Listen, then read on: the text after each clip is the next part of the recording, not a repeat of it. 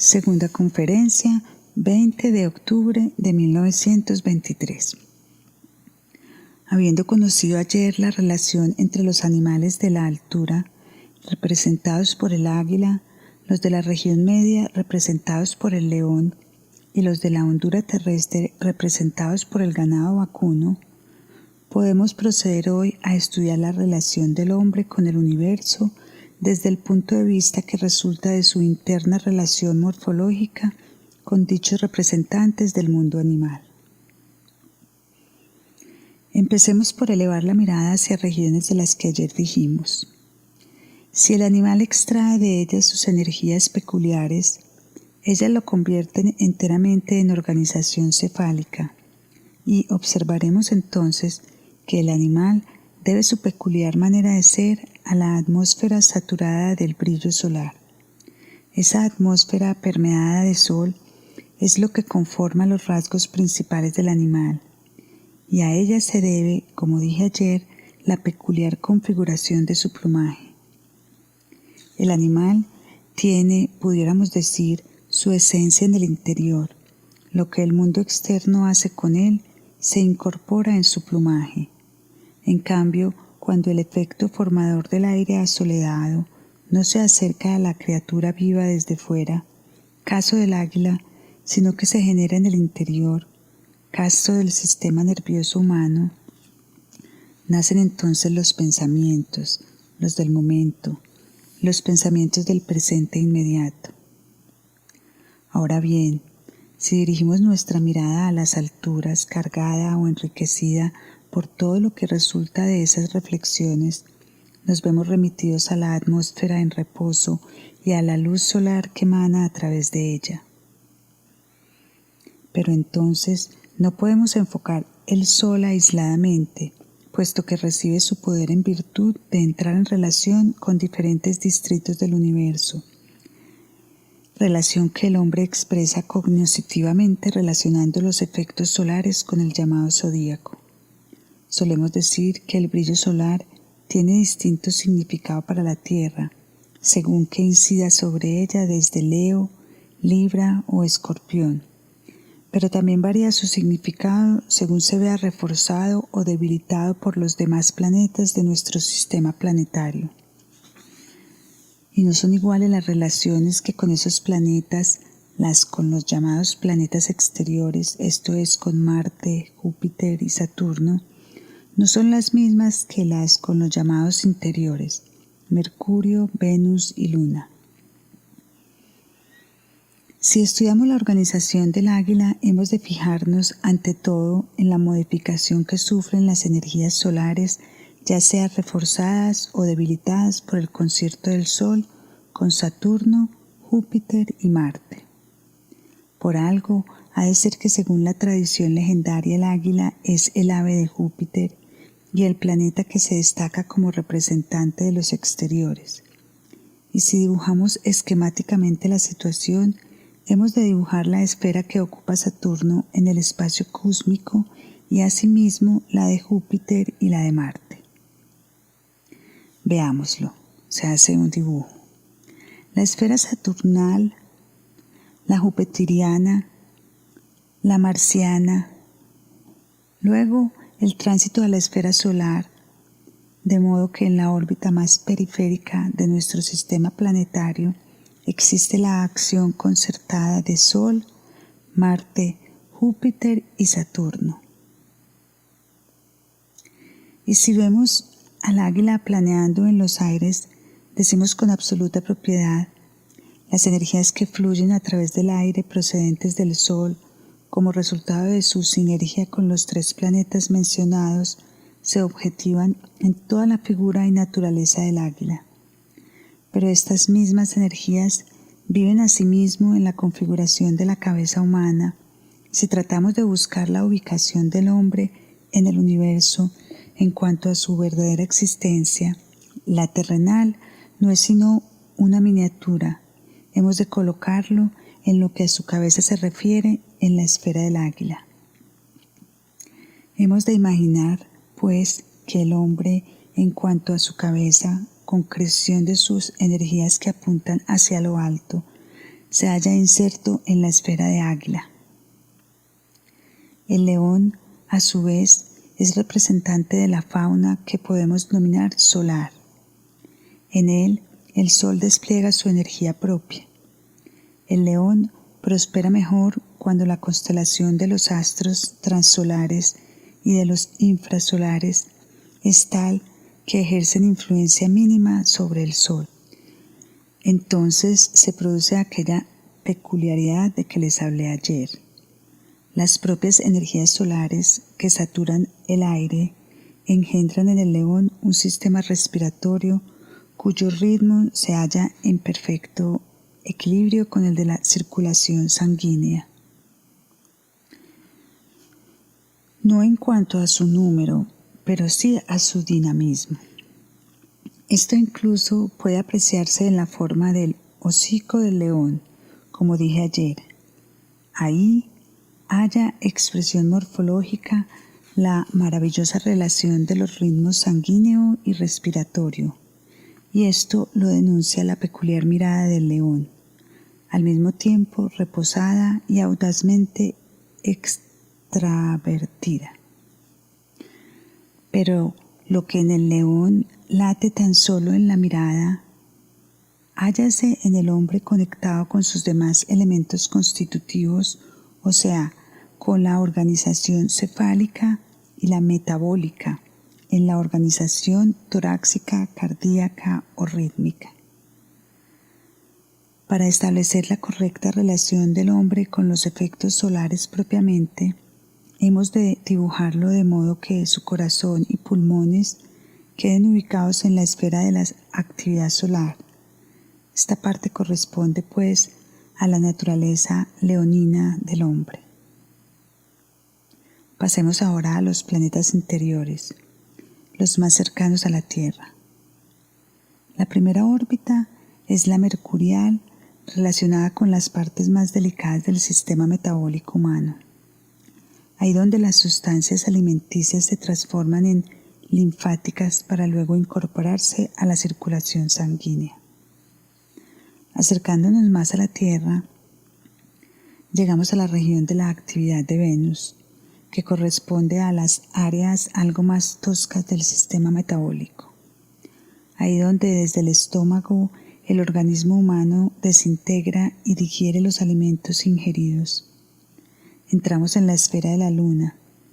Me atengo a la secuencia que hoy se considera consagrada en la astronomía, también podría dibujarla en otra forma. Entramos pues a la órbita lunar, en la región en que ella influye sobre los procesos metabólicos. Así, tenemos al hombre inserto en el universo entero, al dirigirnos a los efectos cósmicos que el Sol ejecuta en conjunción con Mercurio, Venus y Luna, y nos internamos en el área que encierra las energías acogidas por la familia de animales cuyo representante es la vaca, como les expliqué ayer. Ahí opera lo que el Sol no puede hacer por sí solo, sino únicamente mediante la acción de los planetas infrasolares que favorecen la transmisión de los efectos solares a la Tierra. Cuando actúan todas estas energías, no solo fluyendo a través del aire, sino impregnando la superficie terrestre de muchas maneras, vuelven esas energías a emerger de las profundidades de la Tierra, y lo que así asciende de esas profundidades pertenece a la región que se objetiva externamente en la vaca. La vaca es el animal digestivo, pero a la vez el que ejecuta la digestión de tal manera que su proceso ofrece la contraimagen terrenal de una realidad supraterrenal. Todo el proceso digestivo de la vaca hállase impregnado de una astralidad que es radiante y maravillosa réplica del cosmos entero. Ya dije ayer que en este organismo astral de la vaca se halla implícito todo un mundo, pero soportado por la pensantez, dispuesto de tal manera que la gravedad de la Tierra se hace efectiva. Piensen en que la vaca tiene que ingerir diariamente 1/8 parte de su propio peso. le basta al hombre para conservar su salud 1/40 parte. En cambio, la vaca necesita la pesantez terrestre para llenar plenamente su organización orientada hacia el peso de su sustancia. Esto significa que la vaca se halla atada con sus sustancias a la tierra, a la vez que, en virtud de su astralidad, es réplica de las alturas cósmicas. De ahí que, como dije ayer, para el seguidor de la religión hindú sea la vaca objeto digno de veneración, porque intuye que ella, durante su vida sobre la tierra, genera algo supraterrenal dentro de la pesada materia física, y reconocemos finalmente que la organización normal de la naturaleza humana se presenta cuando el hombre armoniza los 3 efectos cósmicos de águila, león y vaca, en otras palabras, cuando se convierte realmente en síntesis de los efectos de águila, león y vaca o toro. Vivimos, sin embargo, en una época en que cierto peligro se cierne sobre la evolución del mundo, el peligro de que los efectos unilaterales hallen realmente expresión unilateral en el hombre. Desde los siglos XIV y XV, y en constante aumento hasta nuestros días, los efectos aguileños reclaman preponderancia unilateral sobre la cabeza humana, los leoninos sobre el ritmo humano, y los vacunos sobre el metabolismo y todo el funcionamiento material del hombre. He ahí, pues, el distintivo de nuestra época. Esos 3 poderes cósmicos tratan de tripartir al hombre y cada uno se afana en suprimir a los otros 2. El águila tratando de invalidar al león y a la vaca, asimismo los otros 2 afanándose por hundir en la insignificancia a los 2 otros elementos respectivos. Precisamente en la época actual actúa continuamente sobre la subconsciencia humana algo sumamente tentador por la sencilla razón de que, en cierto sentido, no deja de ser bello. Despierta su conciencia, no se percata el hombre de esa tentación, pero su subconsciencia se halla expuesta a la triple llamada que vibra y resuena por el mundo. El secreto de nuestra época es el que de la región aguileña desciende cual sonido eso que ha constituido al águila en águila, eso que le da su plumaje y la circunda como nube astral. Es la propia esencia del águila la que se torna audible para la subconsciencia humana. He aquí la llamada tentadora del águila. Aprende a conocer mi esencia. Yo te daré el poder de crear en tu propia cabeza todo un universo. Llamada desde arriba, que trata de unilateralizar al hombre. Luego existe una segunda incitación, la que procede de la región media, ahí donde las fuerzas cósmicas modelan la naturaleza leonina y donde por la confluencia del sol y aire provocan esa equidad de sus ritmos respiratorio y circulatorio. Eso que ahí reverbera por el aire, por así decirlo en sentido leonino, lo que pretende unilateralizar el sistema rítmico del hombre, le insinúa en su subconsciencia esta llamada. Aprende a conocer mi esencia. Yo te daré el poder de sustanciar en el brillo de la atmósfera todo el universo. Estas voces que hablan a la subconsciencia del hombre tienen más efecto de lo que se cree. En verdad, amigos míos, existen diversas agrupaciones particularmente organizadas para acoger estos efectos. Así, por ejemplo, toda la población de Occidente hallace particularmente organizada para sucumbir a la llamada y tentación del águila, en especial la civilización norteamericana. En cambio, la región central de Europa, que acumula mucho de la cultura antigua y mucho de lo que indujo a Goethe a emprender su viaje a Italia para liberar su vida de las estrecheces anteriores, esa región se halla notablemente expuesta a la insinuación del león. Y finalmente, la civilización oriental se halla expuesta más que nada a lo que dice la vaca. Y así como los otros dos animales resuenan representando sus respectivas áreas cósmicas, del mismo modo resuena desde abajo, desde las profundidades telúricas, la ronca llamada retumbante de lo que late en la pesadez de la vaca.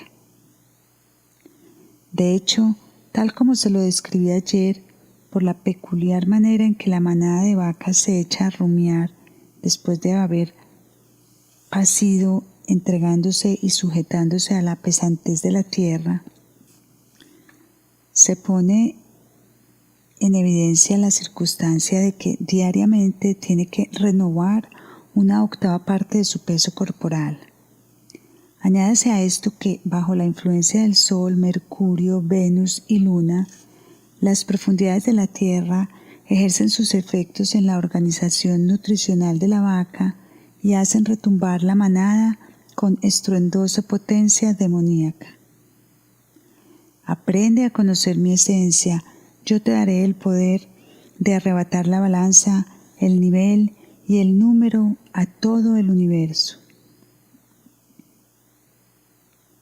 Llamada incitadora en particular para el Oriente, pero démonos cuenta de lo que esto implica.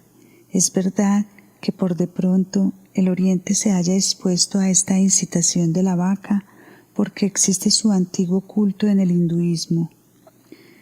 Pero si se apoderara de la humanidad de suerte que se le impusiera lo que ella implica, el Oriente se erguiría frente al Occidente y a la región central como civilización antagónica al progreso y propiciadora de la decadencia. Los poderes demoníacos telúricos actuarían entonces de manera unilateral sobre la civilización terrenal. ¿Y qué sucedería? En el curso de los últimos siglos hemos recibido una técnica o tecnología que se halla bajo la influencia de la ciencia externa. Sin duda es grandiosa en todos los campos. Las fuerzas naturales obran en ella en su modalidad inanimada y para ponerlas en juego y convertirlas totalmente en estrado civilizador de alcance mundial, se recurre a la balanza, el nivel y el número. La balanza, la regla graduada, el pesar, contar y medir son el ideal del hombre de ciencia o del tecnólogo moderno que debe toda su profesión a lo que le proporciona la ciencia externa. Pues ya hemos llegado al extremo de que un notable matemático y físico contemporáneo responde a la pregunta: ¿qué nos garantiza la existencia? Diciendo: solo es real lo que se puede medir, lo que no puede medirse no es real. No ignoramos que los filósofos de todos los tiempos han buscado respuestas a esa pregunta: ¿qué es la realidad? Y la dada por ese matemático es la más moderna y reciente. Se ha convertido en ideal enfocar toda existencia llevándola al laboratorio para pesarla, medirla y contarla. Luego, integrar las cifras obtenidas y así acreditarlas como ciencia tecnológica. El número, la medida y el peso han quedado erguidos en patrones orientadores de toda nuestra civilización. Ahora bien, mientras los hombres aplican el medir, contar y pesar tan solo con su entendimiento, la cosa no asume proporciones de desastre. Sin duda los hombres son muy inteligentes, pero les falta muchísimo para alcanzar la inteligencia del universo. De ahí que no pueden pasar mayor desgracia mientras nos limitemos solamente a aplicar al universo nuestras mediciones pesadas y conteos a manera de aficionados. Pero si nuestros intelectuales de hoy pudieran actuar al nivel de iniciados, la insistencia en aquella actitud tendría consecuencias nefastas. Y existe el peligro si la civilización occidental, fincada enteramente en la balanza, la regla y el conteo, se viera inundada por lo que no es imposible que suceda en Oriente, a saber, el que por medio de la ciencia iniciática se llegara a indagar ¿Qué es lo que vive espiritualmente en la vaca? ¿En qué consiste el peligro? Si ustedes penetran en la organización de la vaca, si adquieren conocimiento cabal de cómo aquella octava parte de alimentos cargada de pesadez terrenal, es decir, de todo lo pesable, medible y contable, organiza espiritualmente la pesadez de la vaca, si llegan a conocer todo este organismo de la vaca, descansando y rumiando en el pastizal, y a través de su digestión sacando a luz astralmente las maravillas del universo, si todo esto lo llevan a cabo, aprenderán a insertar todo lo pesado, medido y contado dentro de un sistema que les permitiría superar todos los demás aspectos de la civilización y darle a nuestro globo terráqueo una civilización única que ya no haría otra cosa que pesar, contar, medir y eliminaría los demás elementos culturales. ¿Qué resultado tendría la exploración a nivel iniciático de la organización bovino? Hay una pregunta de hondo alcance. La manera en que hoy día se construyen las máquinas varía mucho según el tipo de máquina de que se trate, pero la tendencia general de la época apunta en la dirección de que las máquinas todavía imperfectas y primitivas vayan a modificarse para que se basen en oscilaciones. El efecto de las futuras máquinas se logrará por oscilaciones, es decir, por movimientos que impliquen cierta periodicidad, y todo desembocará en máquinas en su interacción, tal como uno puede aprenderlo por la distribución de los alimentos en la organización de la vaca. Entonces las oscilaciones generadas por las máquinas sobre el globo terráqueo, esas pequeñas oscilaciones de la Tierra, transcurrirán de tal manera que en lo que en ella suceda resonaría y oscilaría al mismo tiempo lo que se halla encima. Nuestro sistema planetario tendría que oscilar en resonancia con el terrestre, a semejanza de cómo resuena una cuerda correspondientemente afinada si en la misma habitación se toca alguna otra. He ahí la terrible ley de la resonancia oscilatoria que se cumpliría si la mencionada llamada de la vaca sedujera al oriente y éste penetrara de manera convincente en la civilización carente de espíritu puramente mecanicista del occidente y de la región céntrica, con la cual llegara a generarse en la Tierra un sistema mecanicista perfectamente ajustado al también mecanicista del universo. Y de este modo quedaría extirpada de la civilización humana toda acción atmosférica, periférica y sideral, o sea, que lo que el hombre experimenta al convivir con el curso de las estaciones, al participar con la vida brotante y germinante de la primavera, o con la marchitante y languideciente del otoño, todo eso perdería su significado para el hombre. Toda la civilización humana quedaría impregnada del traqueteo de las máquinas en oscilación y del eco a esa estridencia que invadiría la Tierra desde el cosmos. Y buena parte de nuestra civilización actual se halla en camino de esas espantosas tendencias degenerativas. Pero sigamos. ¿Qué pasaría si la región céntrica se dejara seducir por la llamada del león? No existiría el peligro que acabo de señalar y los mecanismos irían desapareciendo paulatinamente de la superficie terrestre. La civilización no sería mecánica, pero el hombre se hallaría supeditado con potencia unilateral dentro del ciclo anual a todo lo que vive en el viento y en el tiempo. Se vería arrojado en ese ciclo anual, lo que implicaría vivir sobre todo en el intercambio de sus ritmos respiratorio y circulatorio. Cultivaría en sí aquello que puede darle su vida espontánea, particularmente lo relacionado con su naturaleza torácica, pero de esta manera cundiría en la civilización terrenal un peculiar egoísmo humano. Todo individuo pretendería vivir su propia vida.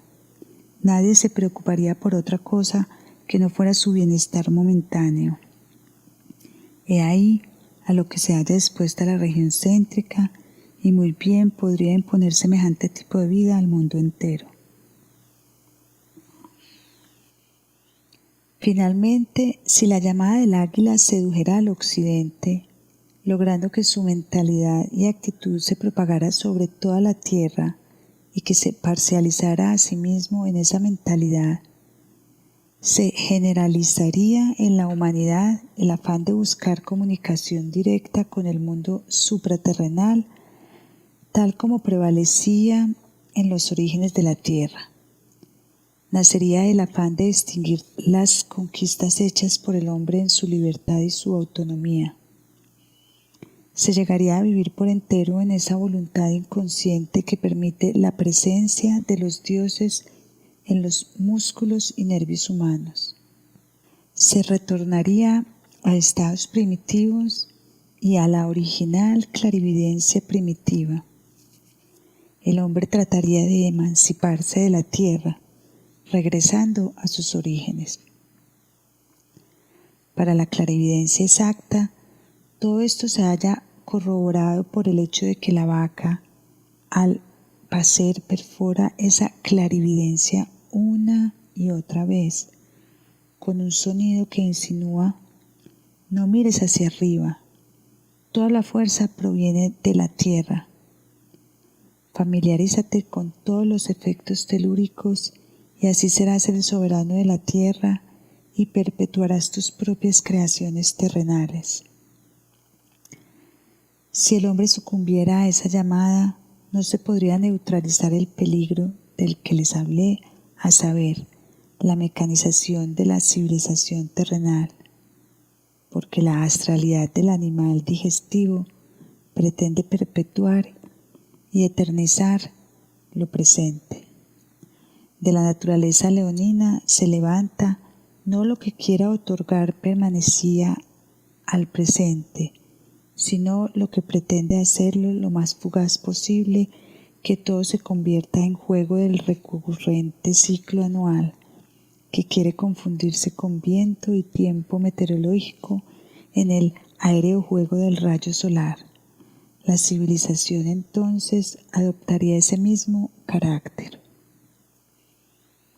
Si contemplamos el águila con genuina comprensión planeando en los aires, se nos antoja como si llevara impreso en su plumaje la memoria de lo que existía en los comienzos de la tierra. En su plumaje conserva las energías que otrora obraban penetrando en la tierra desde arriba. Pudiéramos decir que toda águila es viviente testigo de los milenios del globo terrestre. Su parte física no ha tenido contacto con la tierra para satisfacer la vida propia, únicamente si acaso para agarrar la presa. Si el águila quiere gozar de su existencia propia, se mece en los aires, indiferente a todo lo que engendra la tierra. Deriva del vigor del aire su alegría y su entusiasmo. Desdeña la vida terrenal y prefiere vivir en el elemento primario propio de la tierra antes de ser tierra. Es decir, cuando en los comienzos de su ciclo terrestre, ésta todavía se saturaba de energías celestes, el águila es el animal orgulloso que no ha querido participar en el desarrollo de la tierra firme y así se sustrajo a la influencia de ese desarrollo. Solo quería permanecer unido a los poderes que existían en los comienzos de la tierra. He ahí las enseñanzas que nos da esa tríada animal, si somos capaces de contemplarla como portentosa escritura inscrita en el universo y reveladora de enigmas cósmicos.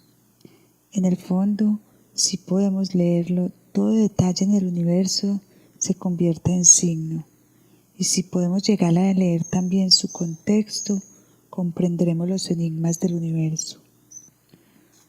Cuán significativo es el poder decirse lo siguiente: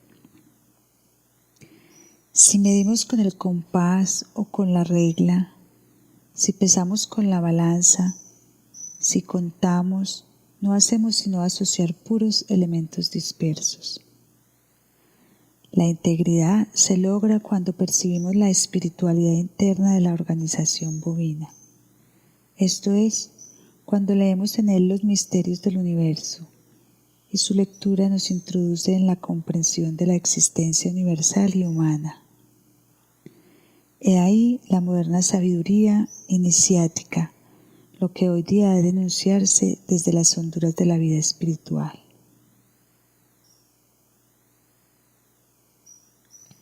Al hombre de hoy le es en verdad difícil ser hombre, porque se conduce frente a la tríada animal como el antílope en la fábula que les conté ayer. Lo que quiere unilateralizarse adopta forma peculiar. El león sigue siendo león, pero quiere tener como cómplice a feroces animales de presa como metamorfosis para las demás criaturas de la tríada. Así, en vez de lo que propiamente es águila, utiliza una compañera fiera, la hiena, que se alimenta de lo muerto, es decir, de los productos de degradación que desecha nuestra cabeza y que en cualquier momento suministra fragmentos atomísticos a nuestro proceso letal. Aquella fábula coloca pues en el lugar del águila a la hiena, que se alimenta de sustancias en descomposición. En el lugar de la vaca, el león, de acuerdo con la decadencia, ha colocado a sus compañeros rapaz el lobo. Esta es la fábula nacida de la cultura de los negros que nos ofrece como caricatura de aquella tríada animal, la del león, hiena y lobo. Así como hoy se enfrentan las llamadas de las diversas partes del mundo, del mismo modo se enfrenta el simbolismo cósmico cuando al sonar las llamadas el águila queda rebajada a la tierra y se convierte en hiena, en tanto que la vaca ya no quiere reflejar con sagrada paciencia el universo, sino que se convierte en lobo feroz. Así se nos abre la posibilidad de traducir las leyendas que les conté al final de mi conferencia de ayer, del lenguaje de los africanos al de nuestra civilización moderna.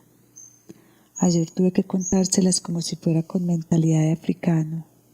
El león, el lobo y la hiena se fueron de cacería, mataron un antílope. La hiena fue la primera a quien se recomendó el reparto y dividió según la lógica de las hienas y adjudicando una tercera parte a cada uno de los compinches. Luego el león se engulló la hiena y le dijo al lobo: «Ahora haz el reparto tú», y respondió el lobo: «El primer tercio debe ser para ti, pues por haber matado a la hiena te corresponde también su porción. El segundo tercio debe ser para ti, pues según el veredicto de la hiena, este te habría correspondido de todas maneras. Y el tercer tercio también ha de ser para ti, porque eres el más sabio y más valiente de los animales». Y preguntóle el león: «¿Quién te enseñó esa excelente manera de repartir?». Y replicó el lobo: «Me lo enseñó la hiena».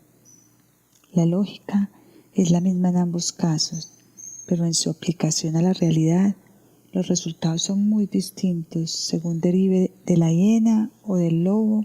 Aprovechando la experiencia de la hiena, lo esencial es aplicar la lógica a la realidad.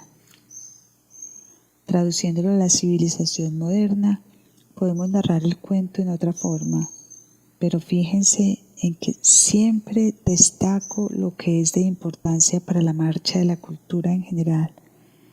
No me voy a detener en el problema de zonificación. Hablo exclusivamente de lo que tiene relevancia en el gran contexto de la cultura. Podríamos, pues, modernizar el cuento en la siguiente forma. Se mata el antílope. La hiena no se atreve a provocar el encono del león. Se retira, emite un juicio silencioso y aguarda en segundo plano. El león y el lobo empiezan a luchar por la presa del antílope. Luchan, luchan y luchan hasta que ambos mueren de sus heridas. Entonces viene la hiena y consume al antílope, así como al lobo y al león. una vez que han entrado en descomposición. La hiena en este caso simboliza el elemento necrotizante de la naturaleza humana que late en el intelecto. Si ustedes sienten qué es lo que quiero expresar mediante esta europeización de la antigua fábula africana, se darán cuenta que todo esto hoy día, por una nueva comprensión correcta que depende de si el hombre aprende a contraponer a la triple llamada del águila, del león y de la vaca, su propia consigna que debiera ser la sintética fórmula de lo humano, forcejar, pensar y obrar. He de aprender, oh vaca, tu poder del lenguaje que las estrellas dentro de mí revelan.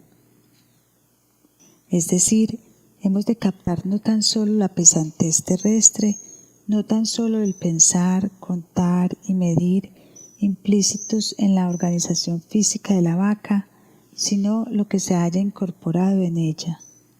Hemos de apartar reverentemente nuestra mirada de la organización vacuna y dirigirla hacia lo que ella incorpora, elevarla a las alturas para que se espiritualice lo que, de lo contrario, se convertiría en civilización mecanicista de la tierra.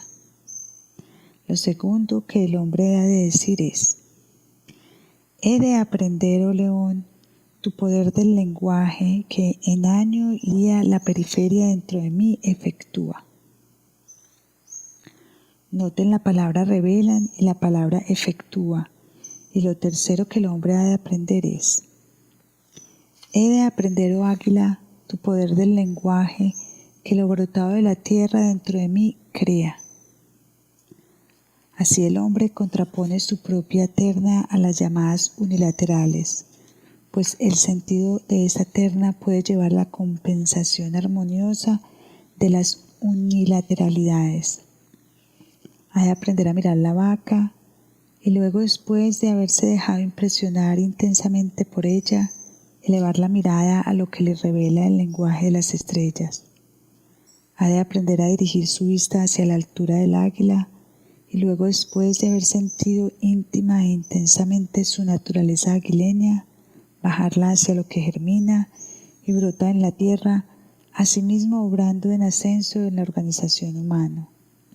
Y ha de aprender finalmente a contemplar el león, de modo que éste le revele lo que el viento le sopla, lo que el rayo le relampaguea, lo que el trueno le retumba, lo que llevan a cabo el viento y el tiempo en el ciclo anual y en la vida terrestre en la que el hombre se halla inserto. En 3 direcciones ha de orientar pues el hombre su mirada: la física hacia arriba, la espiritual hacia abajo, la física hacia abajo y la espiritual hacia arriba, la física precisamente hacia oriente y la espiritual en dirección opuesta precisamente hacia occidente.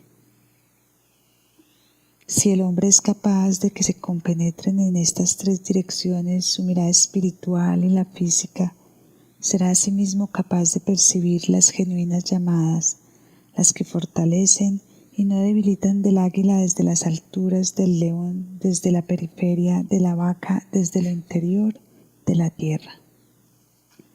He ahí lo que el hombre ha de aprender sobre su relación con el universo, para que sea más y más acertada su actuación por la civilización terrena y sirva no al ocaso, sino al ascenso. Aprende a conocer mi esencia, yo te daré el poder de crear en tu propia cabeza todo un universo. Aprende a conocer mi esencia, yo te daré el poder de sustanciar en el brillo de la atmósfera todo el universo. Aprende a conocer mi esencia, yo te daré el poder de arrebatar la balanza, el nivel y el número a todo el universo. He de aprender, oh vaca, tu poder del lenguaje que las estrellas dentro de mí revelan. He de aprender, oh león, tu poder del lenguaje que en año y día la periferia dentro de mí efectúa. He de aprender, oh águila, tu poder del lenguaje que lo brotado de la tierra dentro de mí cría.